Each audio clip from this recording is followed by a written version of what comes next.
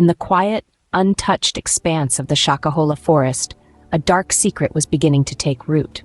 This is a tale that begins with one man, Paul Nthenge Mackenzie, a charismatic figure who would come to cast a long and foreboding shadow over this once peaceful place.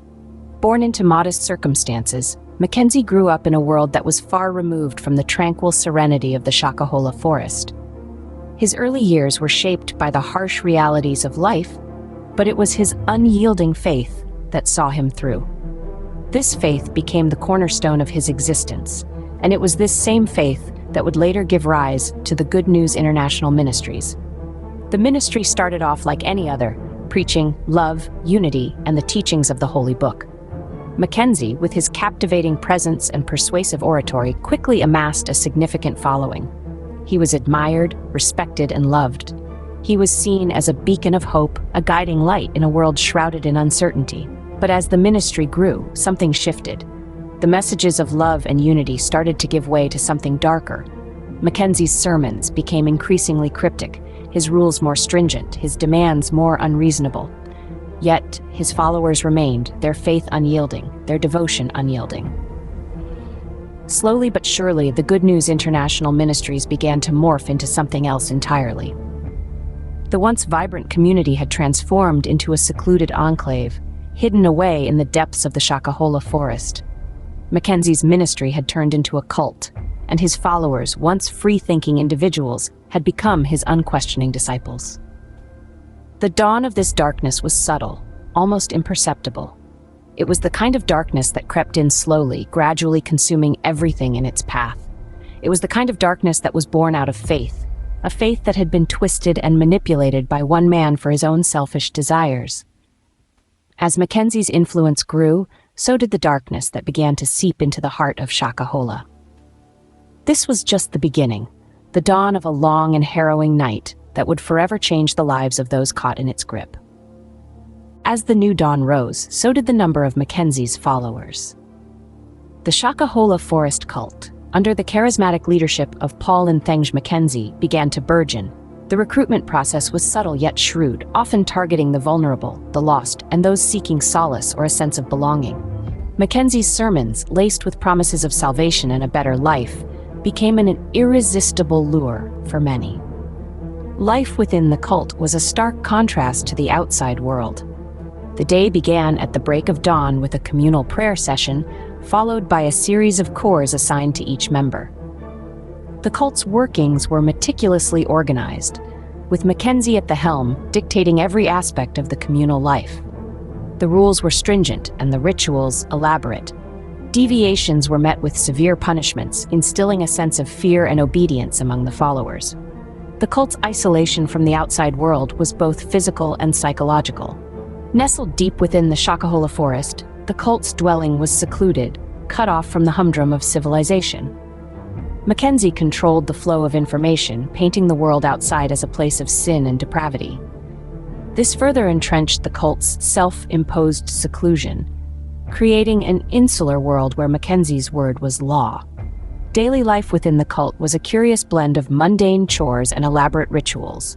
Work was shared among the followers, creating a semblance of community living.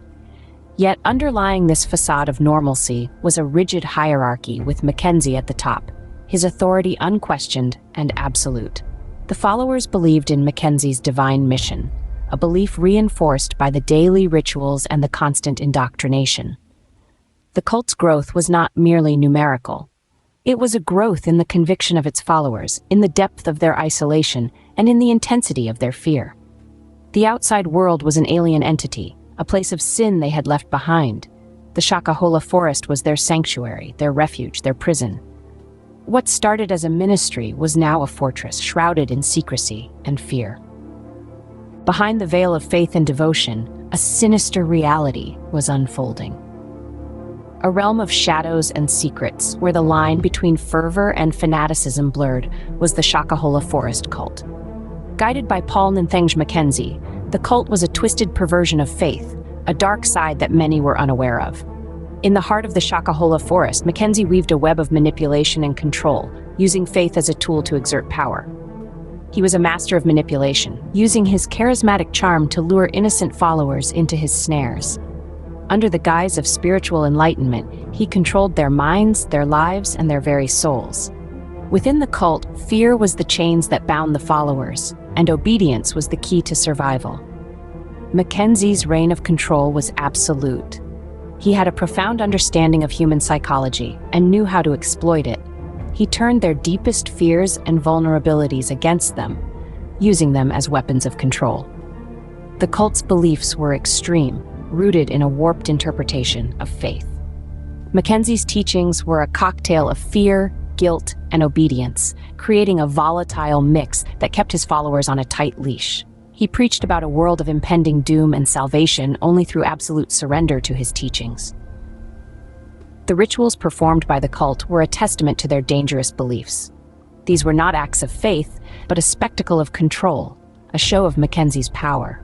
The rituals were shrouded in secrecy, performed under the cloak of night, away from prying eyes. They were extreme, often involving self-harm and psychological torment, a clear violation of human rights and dignity.